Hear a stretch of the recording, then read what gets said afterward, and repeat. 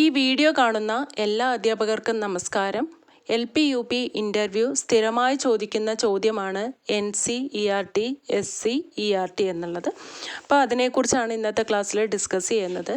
ആദ്യം NCERTനെ കുറിച്ച് നോക്കാം. NCERT ഫുൾ ഫോം എന്താണ്? National council four educational research and training എന്നുള്ളതാണ് NCERTയുടെ ഫുൾ ഫോം. എന്താണ്? ദേശീയ വിദ്യാഭ്യാസ ഗവേഷണ പരിശീലന സ്ഥാപനം. ദേശീയ വിദ്യാഭ്യാസ ഗവേഷണ പരിശീലന സ്ഥാപനം. ആസ്ഥാനം വന്നിട്ട് ഡൽഹിയിലാണ്. അതായത് ദേശീയ തലത്തിൽ CBSE സ്കൂളുകൾക്ക് ആവശ്യമായിട്ടുള്ള പാഠപുസ്തകങ്ങൾ, പാഠ്യപദ്ധതി ഒക്കെ തയ്യാറാക്കുന്നത് NCERT ആണ്. അപ്പോൾ CBSEയുടെ ഫുൾ ഫോം എന്താണ്? Central board of secondary education എന്നുള്ളതാണ് CBSEയുടെ ഫുൾ ഫോം.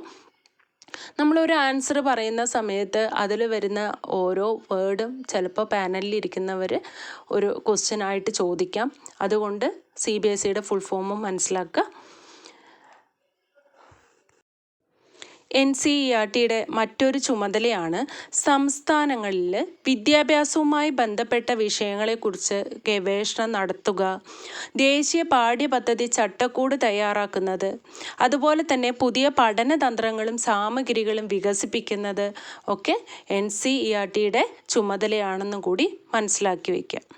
അടുത്തത് SCERTനെ കുറിച്ച് നോക്കാം.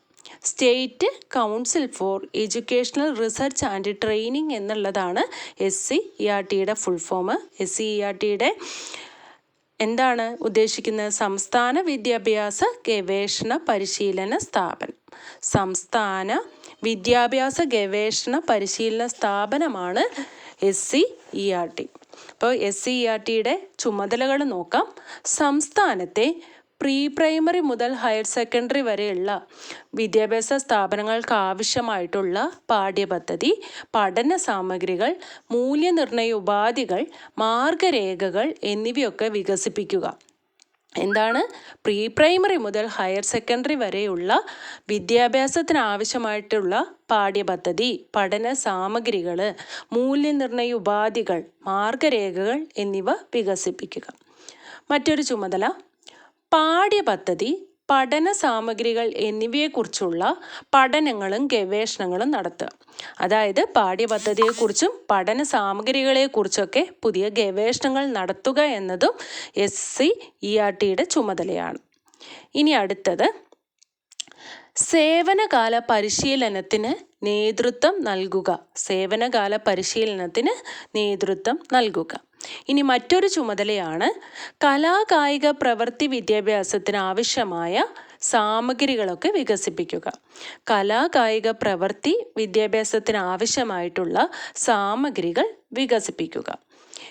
ഇനി അടുത്തത് LSS USS പരീക്ഷയ്ക്ക് ആവശ്യമായിട്ടുള്ള സിലബസുകളൊക്കെ തയ്യാറാക്കുന്നതും ആരാണ്?